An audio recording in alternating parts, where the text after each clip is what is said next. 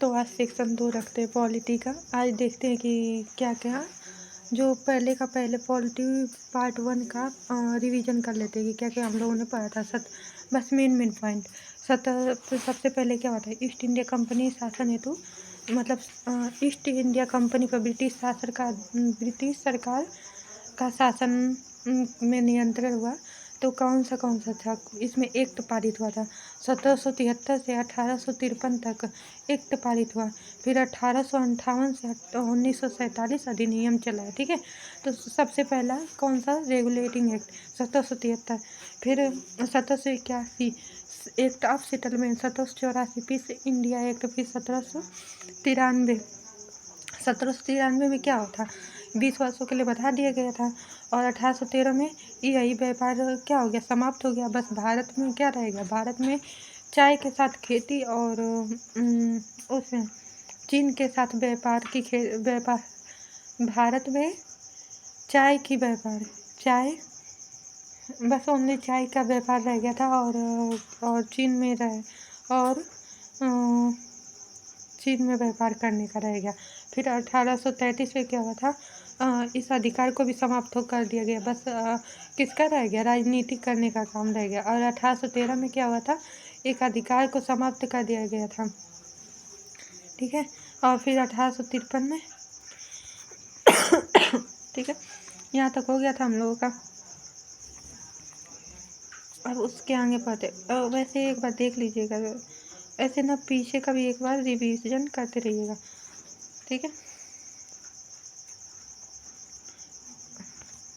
अब उसके आगे पढ़ते हैं कौन सा? 1753। इसके द्वारा क्या हुआ था? इसके द्वारा कार्यपालिका तथा विधायी शक्तियों को पृथक करने की व्यवस्था की गई। विधि निर्माण हेतु इस व्यवस्था के तहत भारतवर्ष के लिए एक पृथक विधान परिषद की स्थापना की गई। 1853 के चार्ट एक्ट के तहत सिविल सेवकों की भर्ती एवं चयन हेतु खुली प्रतियोगिता का शुभारंभ किया गया। 1858 का भारत शासन अधिनियम। 1857 के प्रथम स्वतंत्रता संग्राम के उपरांत ब्रिटिश सरकार द्वारा 1858 का भारत शासन अधिनियम पारित हुआ। इस अधिनियम को act for the better government of India के नाम से भी जाना जाता है। इस अधिनियम द्वारा कंपनी के शासन को समाप्त कर भारत के शासन में ब्रिटिश ताज के अधीन कर दिया गया। और 1784 में जो पीस इंडिया एक्ट द्वारा लागू द्वैध शासन प्रणाली को भी समाप्त कर दिया गया। भारत के गवर्नर जनरल को अब भारत के वायसराय के नाम से जाना जाने लगा, जो कि भारत के ब्रिटिश क्राउन का प्रत्यक्ष प्रतिनिधि होता था। लॉर्ड कैनिंग भारत के प्रथम वायसराय थे। 1858 के भारत शासन अधिनियम द्वारा भारत के राज्य सचिव पद का सृजन किया गया, जिसमें भारतीय प्रशासन पर संपूर्ण नियंत्रण की शक्ति निहित थी। फिर 1861 आ गए। 1861 में क्या हुआ था?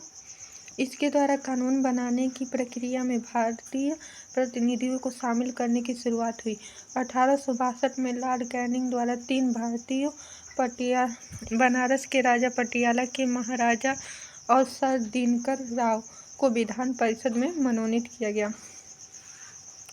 वायसराय को आपातकाल में विधान परिषद की सलाह के बिना ही अध्यादेश जारी करने की अनुमति प्रदान कर दी गई, जिसकी अवधि 6 माह होती थी। इस अधिनियम द्वारा वायसराय को नए प्रांतों की स्थापना और उनकी सीमाओं में परिवर्तन का अधिकार भी प्राप्त हो गया। वायसराय को प्रांतों में विधान परिषद की स्थापना की शक्ति प्रदान की गई।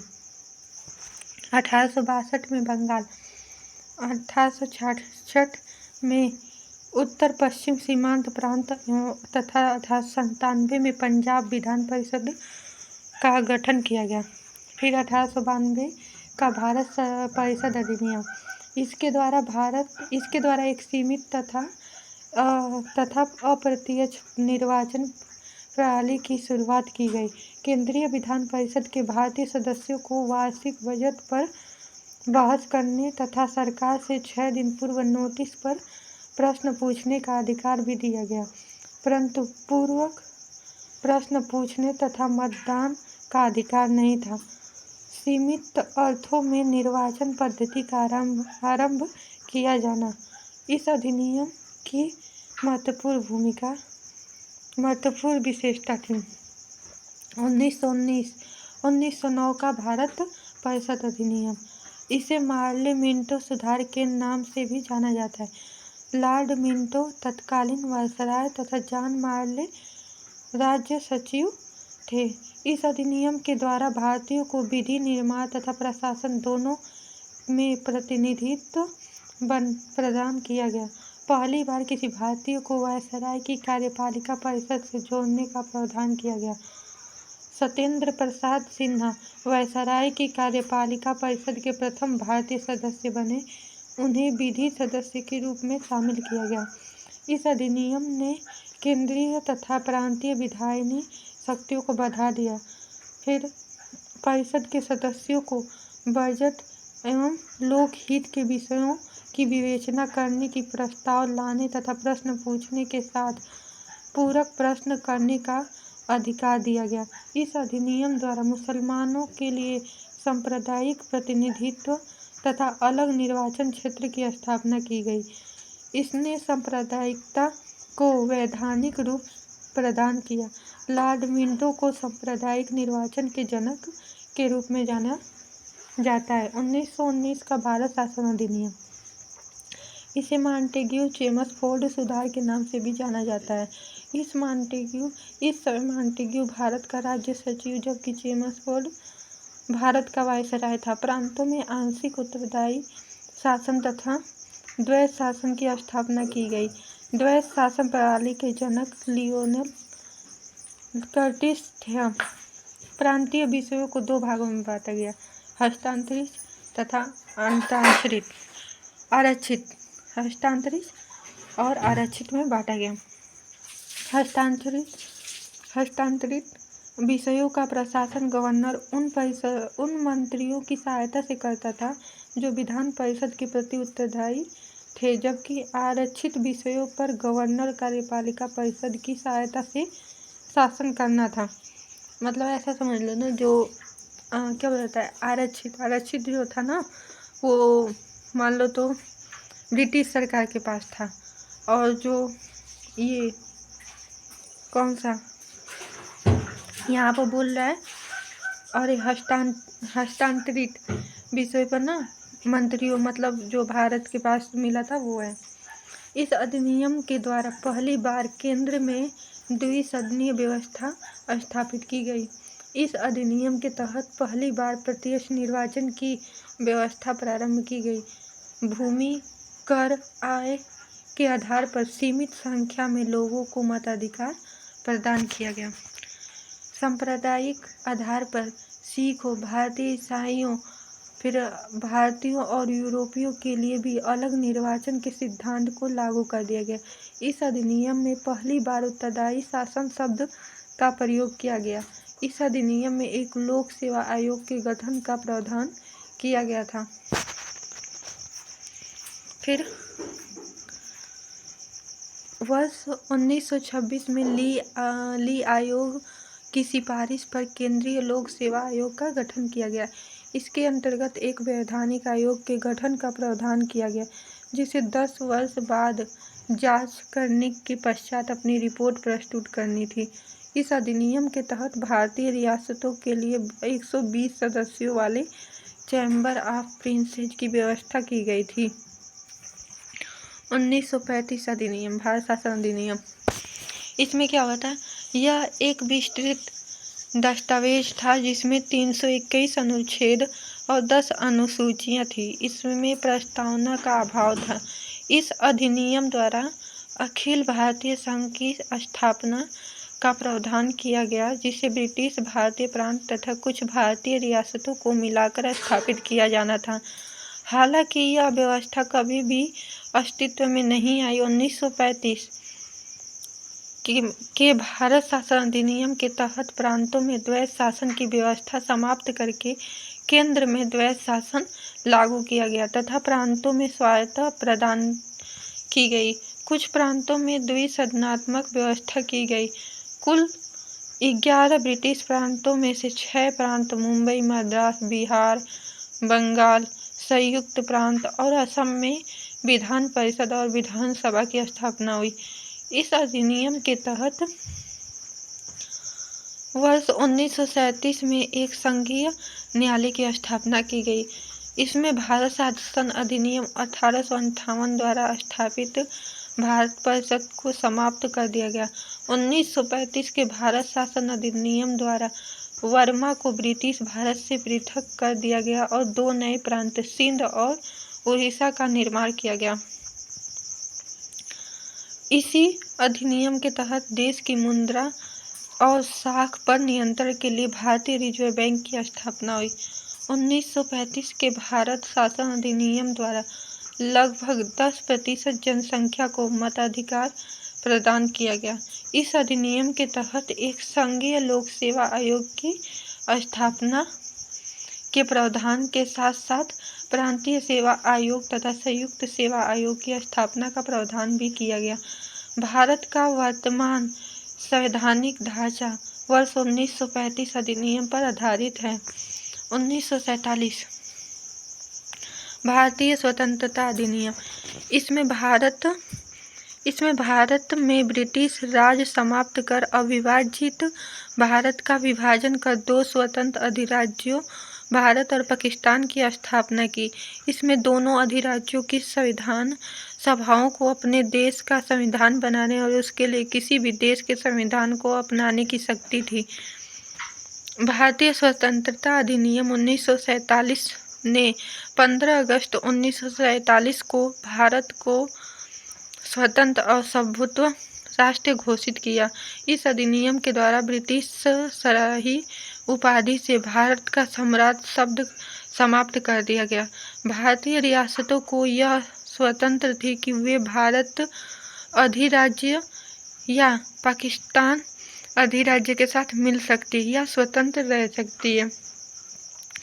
प्रत्येक अधिराज्य द्वारा अपना संविधान बनने तक भारत शासन अधिनियम 1935 के तहत ही शासन संचालित किए जाने की व्यवस्था की गई। संविधान सभा का निर्माण। भारतीय की ओर से संविधान सभा की सर्वप्रथम मांग मई 1934 में रांची में स्वराज्य पार्टी ने की थी। वर्ष 1934 में भारत में संविधान सभा के गठन का विचार M.N. राय ने दिया। भारतीय राष्ट्रीय कांग्रेस स्तर पर भी पहली बार स्वराज्य पार्टी के बाद पटना में मई 1934 में ही संविधान निर्माण के लिए आधिकारिक रूप से संविधान सभा की मांग की गई, जिसकी पुष्टि कांग्रेस के 1936 के फैजपुर अधिवेशन में की गई। एक निर्वाचित संविधान सभा द्वारा भारत के संविधान का निर्माण करने का प्रस्ताव सर्वप्रथम वर्ष 1942 में क्रिप्स मिशन द्वारा किया गया था।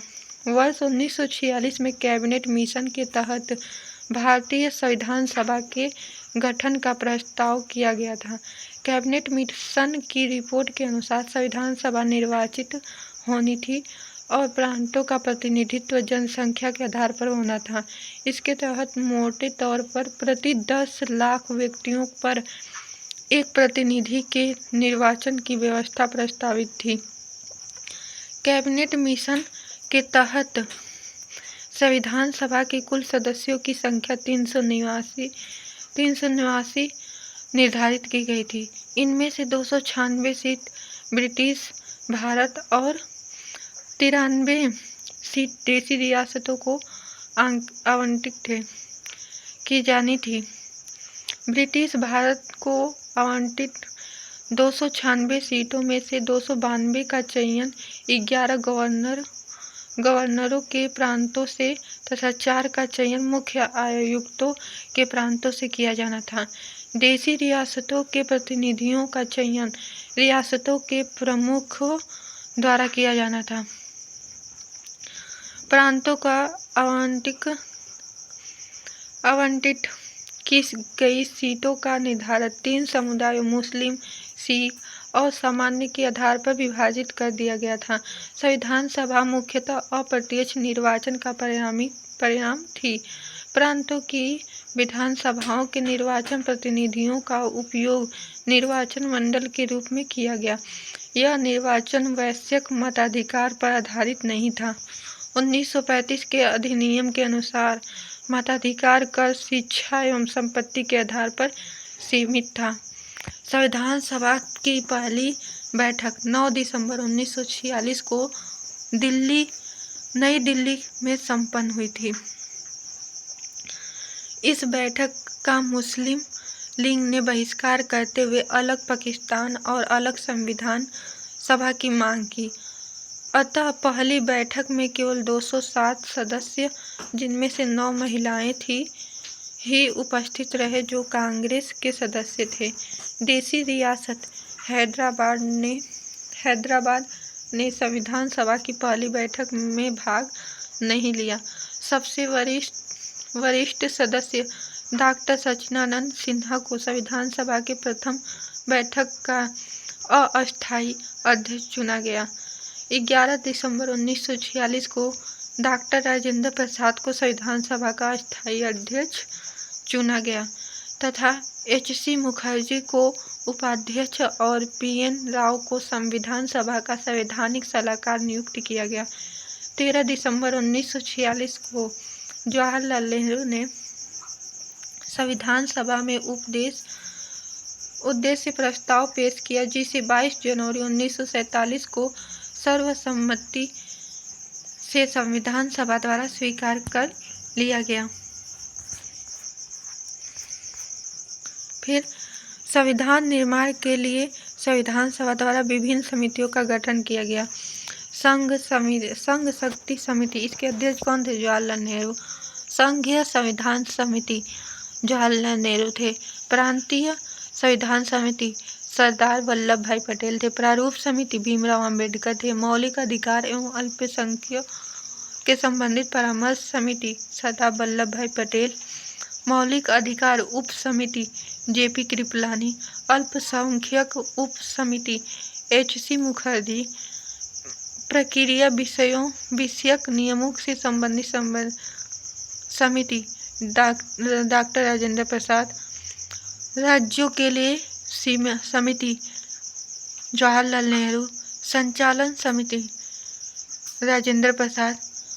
अर्थ राष्ट्रीय ध्वज समिति राजेंद्र प्रसाद। कार्य संचालन संबंधी समिति K.H. मुखर्जी। बस इतना था। अब जो पढ़े हैं उसके रिवीजन करते हैं ना। अब इसको शॉर्ट में, ताकि याद भी हो जाए ना। अभी तक कहाँ तक थे? अभी कहाँ तक पढ़े थे हम लोग? 1853 से। अब इसमें जो मेन पॉइंट है, इम्पोर्टेंट पॉइंट है, वो देखते हैं। पहला, 1853 का चार्ट एक्ट में क्या कहा गया? कार्य एवं विधायक शक्तियों को पृथक कर दिया गया। और दूसरा पॉइंट इसमें क्या कहा गया है? विधि निर्माण हेतु भारतवर्षों के लिए एक विधान परिषद की स्थापना की गई थी। फिर सिविल सेवकों की भर्ती एवं चयन हेतु खुली प्रतियोगिता का शुभारंभ हुआ। पहला, कार्यपालिका और विधायी शक्तियों को पृथक करने की व्यवस्था की गई। और दूसरा पॉइंट क्या कह रहा है? विधि निर्माण हेतु भारतवर्ष के लिए एक पृथक विधान परिषद की स्थापना की गई। और तीसरा पॉइंट क्या कह रहा है? सिविल सेवकों की भर्ती एवं चयन हेतु खुली प्रतियोगिता का आरंभ हुआ। फिर 1857 में क्या हुआ था? 1857 में प्रथम स्वतंत्रता संग्राम के उपरांत ब्रिटिश सरकार द्वारा 1858 में भारत शासन अधिनियम पारित हो गया। इसी को क्या कहते हैं? Act for the better government of India के नाम से भी जाना जाता है। फिर कंपनी के शासन को समाप्त कर दिया गया और क्या हो गया? ब्रिटिश ताज के अधीन कर दिया गया। फिर द्वैध, जो 1784 में द्वैध शासन आरंभ हुआ था, उसको भी समाप्त कर दिया गया। ठीक है। और फिर जो भारत के गवर्नर जनरल थे, अब उन्हें वायसराय बना दिया गया। और ये जो वायसराय बने थे वो किसके प्रतिनिधि थे? ब्रिटिश क्राउनिंग के प्रत्यक्ष मतलब एक राज्य सचिव होता था, उसके प्रति प्रतिनिधि होते थे। ठीक है, लॉर्ड कैनिंग कौन थे? पहले वायसराय थे, भारत के प्रथम वायसराय थे और भारतीय प्रशासन पर संपूर्ण नियंत्रण की शक्ति निहित थी। ठीक है, यहाँ तक क्या होता ना, मेन पॉइंट क्या है? Act for the better government of India. ठीक है, इसी को कहा जाता है। और कंपनी को समाप्त कर दिया गया था। फिर क्या समाप्त कर दिया गया? द्वैत शासन समाप्त कर दिया गया। और फिर भारत के गवर्नर जनरल का नाम क्या हो गया? वायसराय कर दिया गया। पहले वायसराय कौन थे? लॉर्ड कैनिंग थे। और राज्य सचिव भारत के एक राज्य सचिव पद सृजन किया गया। ठीक है, अब 1861 में क्या होता है? इसके द्वारा कानून बनाने की प्रक्रिया में भारतीय प्रतिनिधियों को शामिल करने की शुरुआत हो गई थी। ठीक है, कानून बनाने की प्रक्रिया में भारतीय प्रतिनिधियों को शामिल करने की शुरुआत हुई थी। पहला नंबर क्या कह रहा है? कानून बनाने की प्रक्रिया में भारतीय प्रतिनिधियों को शामिल किया गया था। ठीक है, दूसरा क्या कहा गया था? वायसराय को आपातकाल में विधान परिषद की बिना सलाह लिए अध्यादेश जारी करने की अनुमति दी गई थी। अवधि कितने महीने की थी? 6 महीने की थी। और इसमें क्या था? नए प्रांतों की स्थापना, उसकी सीमा में परिवर्तन का भी अधिकार था। और विधान परिषदों की स्थापना शक्ति प्रदान की गई थी। और फिर 1892, अब इतना में समझ में आ गया। 1861 में क्या हुआ था? देखो, पहला नंबर कानून बनाने की प्रक्रिया में भारतीय प्रतिनिधियों को शामिल करने का। दूसरा नंबर वायसराय को अगर आपातकाल लगता है कुछ भी, तो वो विधानसभा की बिना अनुमति के ही अध्यादेश जारी कर सकता है। और फिर प्रांतों का स्थापना और प्रांतों की सीमाओं में परिवर्तन कर सकता है। ये हुआ था। 1892 में क्या हुआ था? इसके द्वारा एक समिति और अप्रत्यक्ष निर्वाचन की शुरुआत की गई थी। एक समिति और अप्रत्यक्ष निर्वाचन प्रणाली की शुरुआत हुई थी। केंद्रीय इस पर क्या हुआ था? और वार्षिक बजट पर बहस करने तथा सरकार से 6 दिन पूर्व नोटिस पर प्रश्न पूछने का अधिकार दिया गया था। बजट पर बहस करना। ठीक है, बस इतना याद कर लो। बजट पर 1892 में क्या हुआ था? भारतीय सदस्यों को बजट पर बहस कर सकते थे और 6 दिन पूर्व नोटिस पर प्रश्न पूछने का अधिकार भी दिया गया था, परंतु पूरक प्रश्न पूछने तथा मतदान का अधिकार नहीं था। ठीक है, फिर समिति अर्थों का निर्वाचन पद्धति का आरंभ किया गया। इस अधिनियम में महत्वपूर्ण विशेषता थी। बस इतना याद कर लो। क्या हुआ था? पहले तो एक समिति और अप्रत्यक्ष का निर्वाचन हुआ। दूसरा पॉइंट क्या था कि भारतीय सदस्यों को वार्षिक बजट पर बहस करने का भी अधिकार हो गया। लेकिन क्या था उसमें? ये भी था कि पूरक प्रश्न पूछने एवं मतदान का अधिकार नहीं था उनके पास। और 6 दिन पूर्व नोटिस पर प्रश्न पूछने का अधिकार था बस। 1909 में क्या हुआ था? ये मार्ले मिंटो सुधार के भी नाम से जाना जाता है। मार्ले मिंटो क्योंकि लॉर्ड मिंटो क्या थे? वायसराय थे। और जॉन मार्ले क्या थे? राज्य सचिव थे। इस अधिनियम के द्वारा विधि निर्माण और प्रशासन दोनों प्रतिनिधित्व प्रदान किया गया। विधि निर्माण और प्रशासन दोनों प्रतिनिधित्व प्रदान किया गया। पहली बार किसी भारतीय को वायसराय की कार्यपालिका परिषद से जोड़ने का प्रावधान, मतलब कार्यपालिका से जोड़ने का प्रावधान भारत के लोगों को पहली बार कार्यपालिका की परिषद में भाग लेने का या जोड़ने का प्रावधान किया गया। ठीक है, 1909 में। जो पहले कौन थे? सत्येंद्र प्रसाद सिन्हा। इस अधिनियम में ने केंद्रीय प्रांतीय विधायक शक्तियों को बढ़ा दिया। केंद्रीय तथा प्रांतीय विधायक शक्तियों को बढ़ा दिया। और फिर क्या हुआ? फिर परिषद के सदस्यों को बजट, लोकहित के विषयों की विवेचना करने का प्रस्ताव लाने और प्रश्न पूछने के साथ पूरक प्रश्न करने का भी अधिकार हो गया। जो 1892 में था कि पूरक प्रश्न हम लोग नहीं पूछ सकते थे, लेकिन 1919 में क्या हुआ? 1909 में क्या हुआ? उसे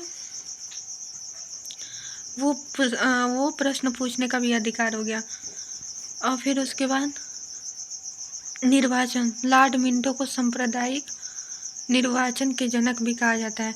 और इसी में क्या हुआ था, मुसलमानों के लिए मतलब मुसलमानों के लिए एक अलग से निर्वाचन क्षेत्र की स्थापना कर दी गई। ठीक है, यहीं पर थोड़ा अब मुसलमान अलग हो जाते हैं। ठीक है, यहीं से होते हैं।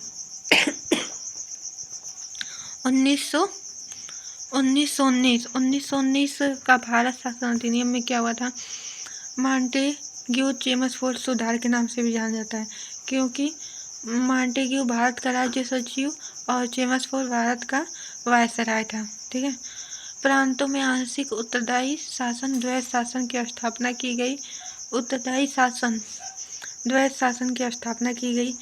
और द्वैध शासन के जनक कौन है, लियोनेल कर्टिस थे। प्रांतीय विषयों को 2 वर्गों में बांटा गया। ठीक है, पहला नंबर क्या आया था, प्रांतों में आंशिक रूप से उत्तरदायी शासन तथा द्वैध शासन की स्थापना की गई। और दूसरा नंबर, प्रांतीय विषयों को 2 भागों में यथा हस्तांतरित और आंतरिक में बांटा गया।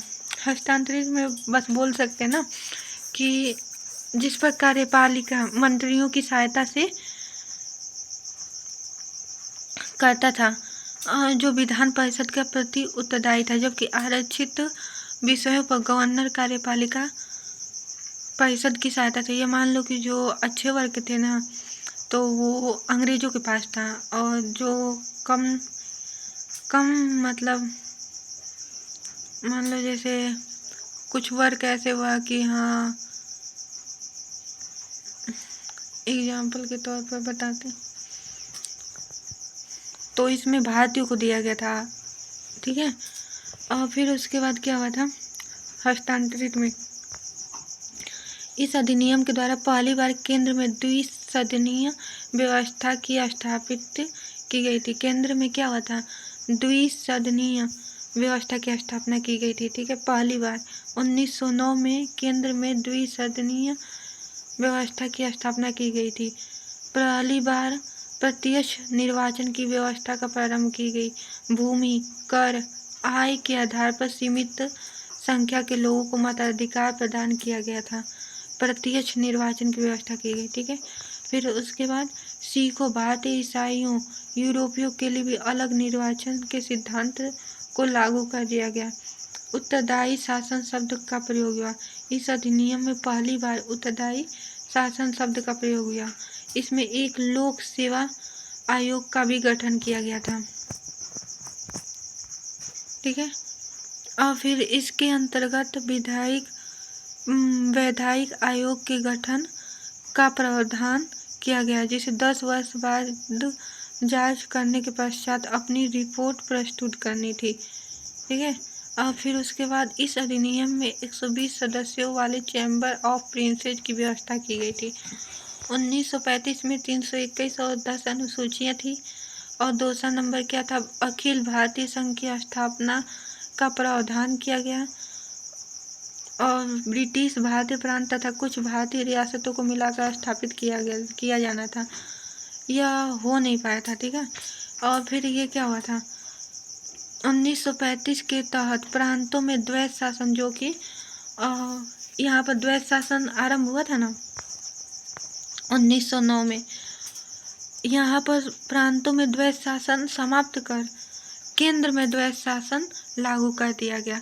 कुछ प्रांतों में द्विसदनात्मक व्यवस्था की गई। कुल 11 ब्रिटिश प्रांतों में से 6 प्रांतों मुंबई, मद्रास, बिहार, बंगाल, संयुक्त प्रांत और असम विधान परिषद विधानसभा की स्थापना की गई। इस अधिनियम के तहत 1937 में एक संघीय न्यायालय की स्थापना की गई। संघीय न्यायालय की स्थापना कब हुई थी, 1935 में। इसी में रिजर्व बैंक ऑफ इंडिया की भी स्थापना हुई थी। फिर उसके बाद भारत परिषद अधिनियम, भारतीय 1858 द्वारा स्थापित भारत परिषद को समाप्त कर दिया गया। और फिर 1935 में वर्मा को क्या कर दिया गया, ब्रिटिश भारत से पृथक कर दिया गया, लेकिन नए 2 प्रांत सिंध और उड़ीसा का निर्माण हुआ। ठीक है, और फिर 10% जनसंख्या मताधिकार प्रदान कर दिया गया। भारत में वर्तमान में 1935 वर्ष 1935 के अधिनियम पर आधारित है। संवैधानिक ढांचा जो है वर्ष 1935 के अधिनियम पर आधारित है। एक संघीय लोक आयोग की स्थापना की गई। 1947 में क्या हुआ था कि इसमें भारत में ब्रिटिश राज्य समाप्त कर अविभाज्य भारत का विभाजन कर दो स्वतंत्र अधिराज्यों भारत और पाकिस्तान की स्थापना की गई थी 1947। इसने दोनों अधिराज्यों के संविधान सभाओं को अपने देश का संविधान बनाने और उसके लिए किसी भी देश के संविधान को अपनाने की शक्ति थी। ठीक है। भारतीय स्वतंत्र 1947 में ने 15 अगस्त 1947 को भारत स्वतंत्र एवं संपूर्ण राष्ट्र घोषित किया गया। इस अधिनियम के द्वारा ब्रिटिश शाही उपाधि से भारत का सम्राट शब्द समाप्त कर दिया गया। भारतीय रियासतों को यह स्वतंत्र थी, या तो वो भारत में मिल जाए या तो वो पाकिस्तान में मिल जाए या स्वतंत्र हो जाए, स्वतंत्र देश बना ले। ठीक है। प्रत्येक अधिराज्य द्वारा अपना संविधान बनने तक भारत शासन अधिनियम 1935 के तहत ही शासन संचालित किए जाने की व्यवस्था की गई। मतलब 1935 के ही से चलेंगे। फिर संविधान का निर्माण कैसे हुआ? भारतीयों की ओर संविधान सभा की सर्वप्रथम मांग 1934 में रांची में स्वराज्य पार्टी ने की थी। वर्ष 1934 में ही भारत में संविधान सभा के गठन का विचार M.N. राय ने दिया। भारतीय राष्ट्रीय कांग्रेस के स्तर पर भी पहली बार पटना में 1934 संविधान सभा के लिए अधिकार रूप संविधान सभा की मांग की। 1936 के फैजपुर अधिवेशन में की गई थी। पुष्टिकरण किसकी? पुष्टिकरण कांग्रेस की। और फिर एक निर्वाचन संविधान सभा द्वारा भारत के संविधान का निर्माण सन 1942 के क्रिप्स मिशन के द्वारा किया गया था। निर्वाचन, ठीक है, निर्वाचित संविधान सभा द्वारा भारत के संविधान सभा का निर्माण। ठीक है, 1942 क्रिप्स मिशन। हाँ, वर्ष 1946 में कैबिनेट मिशन के तहत भारतीय संविधान सभा के गठन का प्रस्ताव किया गया था। कौन सा? 1946 में कौन सी मिशन थी? Cabinet mission. और भारतीय संविधान सभा के गठन की प्रस्ताव किया गया था। कैबिनेट मिशन की रिपोर्ट के अनुसार संविधान सभा निर्वाचित होनी थी और प्रांतों में प्रतिनिधित्व जनसंख्या के आधार पर होना था। मोटे तौर पर 10 लाख व्यक्तियों का एक प्रतिनिधि के निर्वाचन की व्यवस्था प्रस्तावित थी। कैबिनेट मिशन के तहत संविधान सभा में कुल सदस्यों की संख्या 389 निर्धारित की गई थी। इनमें से 296 सीट ब्रिटिश सरकार और 93 सीट देशी रियासतों को आवंटित की जानी थी। 296 सीटों में से 292 का चयन 11 गवर्नर के प्रांतों से और 4 चयन मुख्य आयुक्तों के प्रांतों से किया जाना था। देशी रियासतों के प्रतिनिधियों का चयन रियासतों की प्रमुखों द्वारा किया जाना था। मुस्लिम, सिख और सामान्य के आधार पर विभाजित कर दिया गया था। प्रांतों की आवंटित सीटों का निर्धारण 3 समुदायों में विभाजित कर दिया गया था, मुस्लिम, सिख और सामान्य। संविधान मुख्य अप्रत्यक्ष निर्वाचन का परिणाम थी। प्रांतों के विधान सभाओं के निर्वाचित प्रतिनिधियों का उपयोग निर्वाचन मंडल के रूप में किया गया। यह निर्वाचन वैयक्तिक मताधिकार पर आधारित नहीं रहा था। मताधिकार का शिक्षा एवं संपत्ति के आधार पर सीमित था। पहली बैठक कब हुई थी? संविधान सभा की पहली बैठक 9 दिसंबर 1946 को नई दिल्ली में संपन्न हुई थी। इस बैठक का मुस्लिम लीग ने बहिष्कार करते हुए अलग पाकिस्तान और अलग संविधान सभा की मांग की। ठीक है, तो पहली बैठक में 207 सदस्य ही उपस्थित थे, जो कांग्रेस के ही सदस्य थे। और देशी रियासतों हैदराबाद ने क्या हुआ था? 9 दिसंबर 1946 संविधान सभा की पहली बैठक 9 दिसंबर 1946 को हुई थी, ठीक है। लेकिन मुस्लिम लीग ने इसका बहिष्कार किया था। अलग पाकिस्तान और अलग संविधान की मांग की थी। फिर देशी रियासत हैदराबाद ने संविधान सभा की पहली बैठक में भाग नहीं लिया। सबसे वरिष्ठ सदस्य डॉक्टर सच्चिदानंद सिन्हा को संविधान सभा की प्रथम बैठक का अस्थायी अध्यक्ष चुने गए। अस्थायी अध्यक्ष कौन थे संविधान सभा के? सच्चिदानंद सिन्हा। फिर 11 दिसंबर 1946 को राजेंद्र प्रसाद को संविधान सभा का अस्थायी अध्यक्ष। 11 दिसंबर 1946 को किसको बनाया गया था? राजेंद्र प्रसाद को अस्थायी अध्यक्ष बनाया गया था। और H.C. मुखर्जी को उपाध्यक्ष और B.N. राव को संविधान सभा का संवैधानिक सलाहकार। B.N. राव को संविधान सभा का संवैधानिक सलाहकार और H.C. मुखर्जी को उपाध्यक्ष के रूप में नियुक्त किया गया था। 13 दिसंबर 1946 जवाहरलाल नेहरू ने संविधान सभा में उद्देश्य प्रस्ताव पेश किया, जिसे 22 जनवरी 1947 को सर्वसम्मति से संविधान सभा द्वारा स्वीकार कर लिया गया। 13 दिसंबर 1946 को जवाहरलाल नेहरू ने संविधान सभा के उद्देश्य को क्या किया? उद्देश्य प्रस्ताव पेश किया था और 22 जनवरी 1947 को संविधान सभा स्वीकार कर लिया, ठीक है। अब इसके संविधान सभा के लिए संविधान सभा की समितियों का गठन किया गया था। कौन कौन सा था? संघ समिति, ये ऐसे याद करो, संघ समिति जवाहरलाल नेहरू, संघीय संविधान जवाहरलाल नेहरू, प्रांतीय संविधान सरदार वल्लभ भाई, प्रारूप समिति भीमराव अम्बेडकर या संवैधानिक सलाहकार भीमराव अम्बेडकर, मौलिक अधिकार अल्पसंख्यकों संबंधित परामर्श सरदार वल्लभ भाई पटेल, मौलिक अधिकार उप अध्यक्ष उप समिति J.P. कृपलानी, अल्पसंख्यक उप समिति H.C. मुखर्जी, अल्पसंख्यक उप समिति, मौलिक अधिकार उप समिति J.B. कृपलानी, प्रक्रिया विषयक नियमों संबंधित समिति राजेंद्र प्रसाद, राज्यों के लिए समिति जवाहरलाल नेहरू, प्रक्रिया विषयक नियमों का संबंध राजेंद्र प्रसाद, संचालन समिति राजेंद्र प्रसाद, राष्ट्रीय ध्वज समिति राजेंद्र प्रसाद और कार्य संचालन के संबंधित समिति K.H. मुंशी, मौलिक अधिकार उप समिति, याद कर ला, मौलिक अधिकार उप समिति J.B. कृपलानी और अल्पसंख्यक उप समिति H.C. मुखर्जी। इसमें से सबसे मेन पॉइंट है ना, प्रारूप समिति और प्रांतीय समिति।